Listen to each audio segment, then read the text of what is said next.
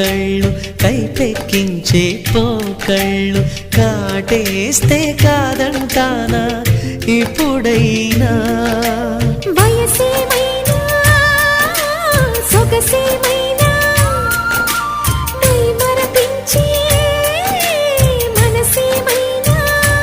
నవ్వు నవరాత్రి నీ కోసం తీసుకువస్తున్నా మైనా ఏమైనావే మన్మథ మాసం అయినా ఎంతైనా